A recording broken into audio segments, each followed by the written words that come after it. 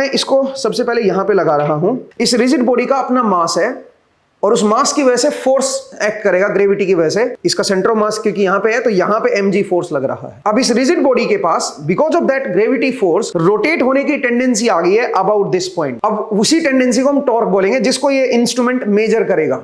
ये 2.5 Newton metre दिखा रहा है। जैसे मैंने 1 किलोग्राम को यहां पे हैंग किया 2.5 से रीडिंग आपकी 4.5 न्यूटन मीटर पे चली गई है। इसका मतलब जितना फोर्स ज्यादा होगा उतना आपका रोटेट होने की जो टेंडेंसी है वो बढ़ जाएगी।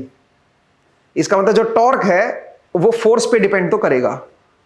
दूसरी एक और चीज जरा देखिए, अगर मैं इस 1 किलोग्राम ब्लॉक को इस तरफ शिफ्ट करूं थोड़ा सा, मान लीजिए मैं इधर शिफ्ट कर रहा हूं, तो अब यहां पे दो फोर्सेस हैं।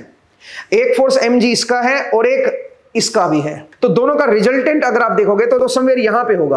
अब सारा का सारा फोर्स समवेयर यहां पे लग रहा है और उसकी वजह से जो टॉर्क है वो बढ़ गया है। अब अगर मान लीजिए इसी को मैं थोड़ा अंदर कर दूं और अब आपका जो टॉर्क है वो कम हो गया है। अंदर कर रहा हूं तो कम हो रहा है, बाहर लेके जा रहा हूं तो ज्यादा हो रहा है। इसका मतलब जो टॉर्क है वो फोर्स कहां एक्ट कर रहा है, कितना डिस्टेंस पे है, उस पर डिपेंड कर रहा है। अब एक और इंटरेस्टिंग चीज मैं आपको बता रहा हूं, जरा देखिएगा। मैं इसको यहां पे लेके जा रहा हूं, इस जगह मैं इसको हैंग कर रहा हूं 1 किलोग्राम के ब्लॉक को। टॉर्क है वो 6.8 न्यूटन मीटर हो गया है। अब मैं एक काम कर रहा हूं, मैं इसको थोड़ा ऊपर की तरफ उठा रहा हूं। अब जैसे मैंने एंगल रोटेट किया, जो 6.8 पहले था अब वो 5.8 पे आ गया है। थोड़ा सा मैं और ऊपर कर देता हूं। ओके, अब मैं यहां से छोड़ रहा हूं। अभी आप देख सकते हो ये 2.9 न्यूटन मीटर हो गया।